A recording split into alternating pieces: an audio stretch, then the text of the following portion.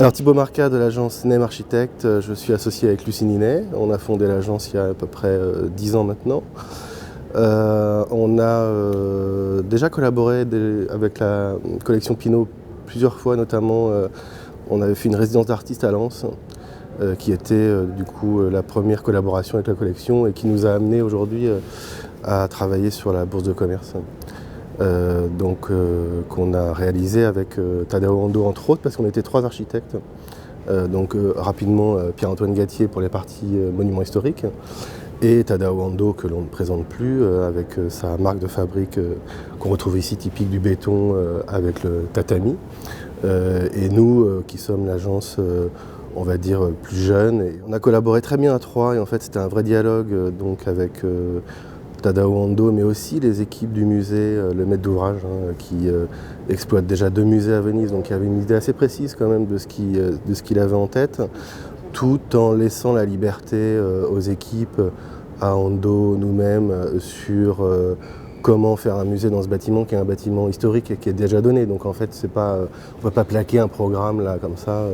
Donc je m'appelle Roland Merlin, je travaille chez Ciment Calcia, je suis responsable national de la prescription. Et dans le cadre de mes fonctions, donc, j'ai travaillé avec l'agence NEM, en l'occurrence l'architecte Thibaut Marca, très en amont du projet de la Bourse du Commerce, pour mettre au point le béton selon les standards attendus, à la fois par l'architecte Tadao Ando et bien sûr l'agence NEM qui représentait le cabinet d'architecture Tadao Ando pour la France. Alors le cahier des charges pour le béton, c'était de proposer une formulation de béton innovant qui puisse surprendre le public, tout en gardant donc la signature de l'architecte Tadao Ando au niveau du béton, c'est-à-dire la reconstitution d'un béton à partir du calpinage d'un tatami de judo. Très vite, Tadao Ando a eu l'intuition de ce cylindre en fait, de ce cylindre dans cette rotonde, dans ce cylindre. Et d'ailleurs, quand on connaît le travail de Tadao Ando, on sait qu'il travaille très souvent avec des formes simples, voire primaires, le triangle, le carré, le cercle, qui sont en général plus facilement dans son travail, on le trouve dans la nature. Or ici, ça s'est transposé dans un environnement historique avant tout, parce qu'on est dans Paris et puis on est dans un bâtiment. Alors les bétons qui ont été utilisés de par la configuration du projet, qui est une configuration atypique, dans le sens où la Fondation Pinault n'étant pas propriétaire du lieu, elle a obligation de rendre le lieu à l'issue du bail, donc qui va durer quand même un certain nombre d'années, plusieurs décennies, dans l'état d'origine. Donc le challenge consistait à proposer une solution entre guillemets démontable. Donc on n'a pas pu construire un voile massif de béton.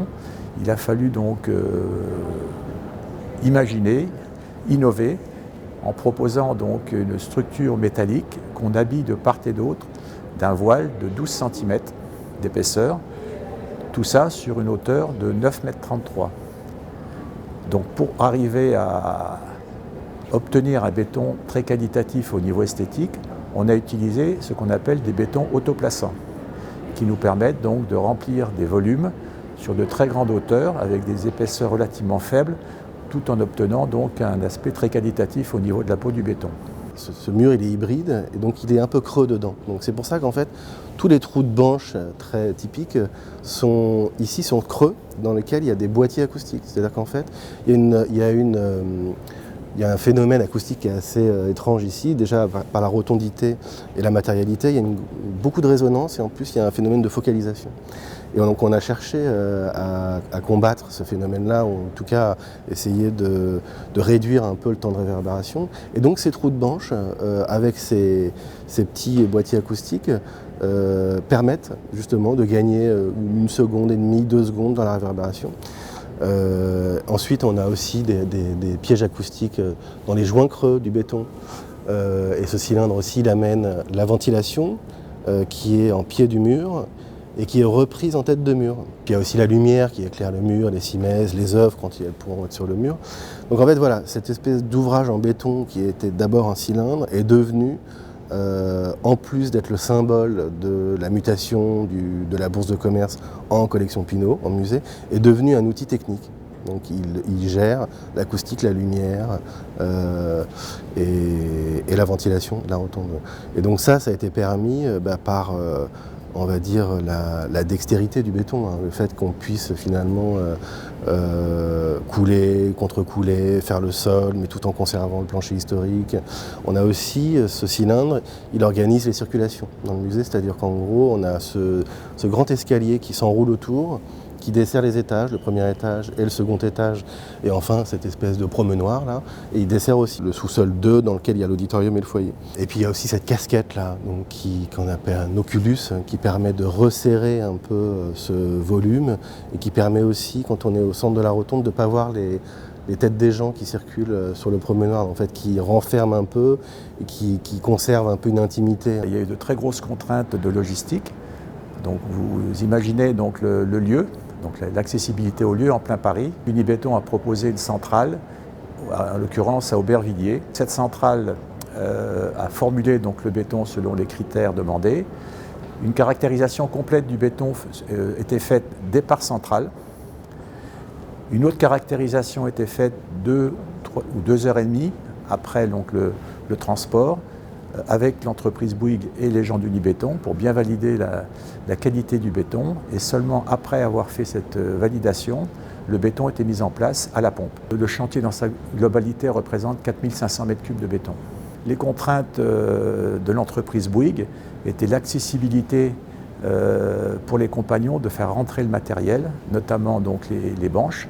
Sur un chantier traditionnel, on utilise des grues.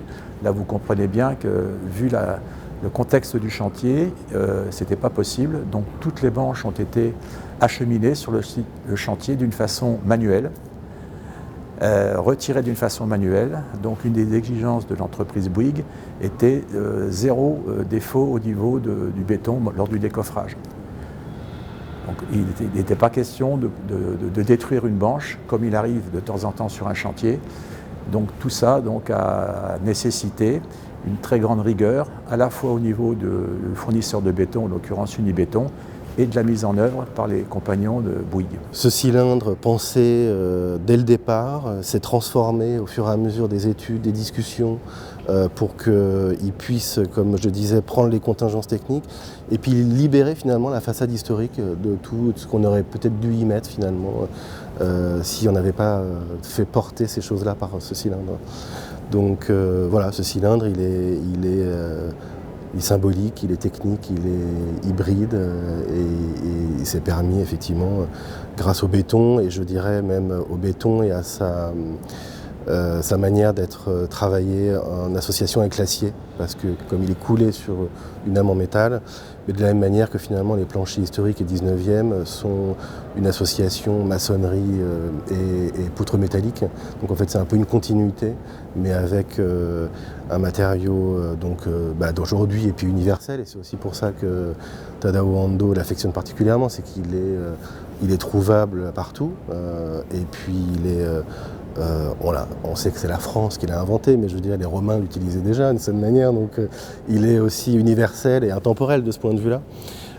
Et ce qui lui donne du coup cette universalité un peu, et puis ce message de c'est non ostentatoire de cette manière, c'est un matériau pauvre, et donc ce qui aussi résonne assez bien finalement avec la volonté de montrer des œuvres d'art, d'art minimal, contemporain en fait, donc d'avoir quelque chose d'assez neutre et d'assez universel.